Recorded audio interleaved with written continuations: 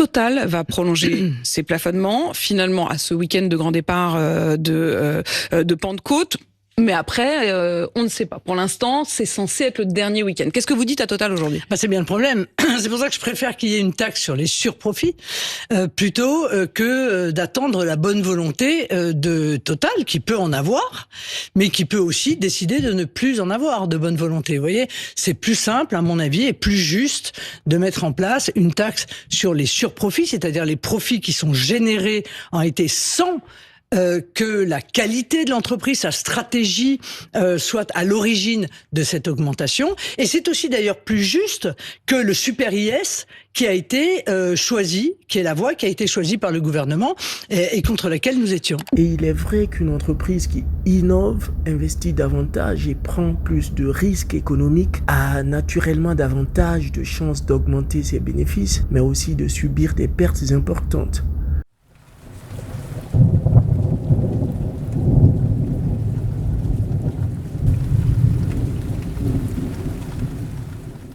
Chers amis de la liberté, bonjour.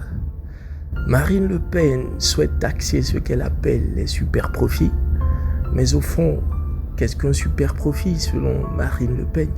Pour elle, les super profits correspondent à des bénéfices exceptionnels réalisés par certaines multinationales, notamment dans le secteur de l'énergie comme Total Energy, à la suite de circonstances extérieures imprévues comme une crise géopolitique ou encore la flambée des prix des hydrocarbures.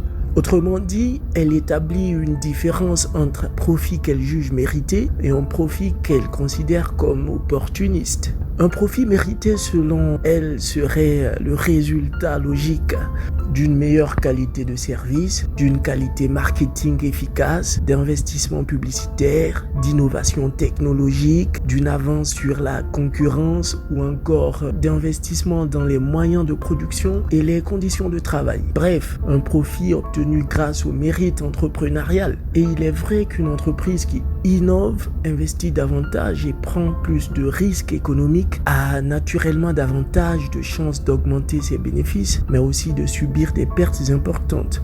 Le principe même de l'investissement repose sur cette prise de risque dans l'espoir d'une récompense future. Cependant, certaines entreprises peuvent également voir leurs profits exploser en raison de circonstances exceptionnelles. Par exemple, un baby boom entraîne mécaniquement une hausse des ventes de produits de nourrissons, des vêtements pour enfants ou encore des produits laitiers. À l'inverse, des événements dramatiques comme la pandémie du Covid-19 ont fortement bénéficié à certaines entreprises spécialisées dans le matériel médical ou les marques sanitaires. C'est précisément dans cette logique que s'inscrit Marine Le Pen lorsqu'elle qualifie les bénéfices actuels de Total Energy de super profit. Selon elle, ces bénéfices ne seraient pas principalement le fruit du génie stratégique de l'entreprise, mais davantage celui d'un contexte international exceptionnel. Par conséquent, elle estime qu'il pourrait faire l'objet d'une taxation spécifique, mais le moins que l'on puisse dire,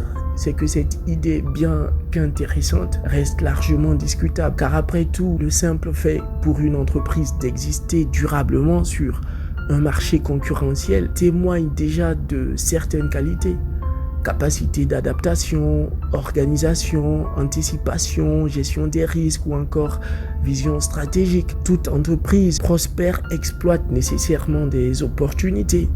Aujourd'hui, par exemple, certaines politiques écologiques fragilisent les secteurs entiers de l'économie, mais cela fait aussi partie de l'évolution normale des marchés. Les entreprises doivent alors s'adapter, se réorienter ou parfois disparaître. À première vue, il peut sembler simple de qualifier certains bénéfices de super profit, mais dans ce cas, faudrait-il compenser systématiquement les pertes lorsque les entreprises traversent des périodes compliquées ?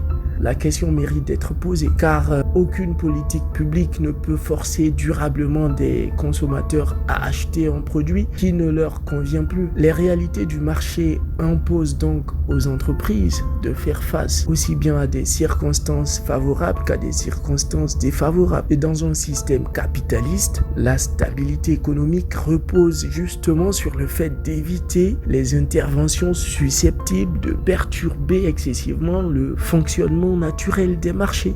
Et vous, qu'en pensez-vous? Êtes-vous favorable à une taxation de super profits ou considérez-vous comme certains que ces bénéfices récompensent avant tout la stratégie et la capacité d'adaptation des entreprises? Donnez-moi votre avis en commentaire et surtout abonnez-vous. On se retrouve très vite pour une prochaine vidéo. Ciao.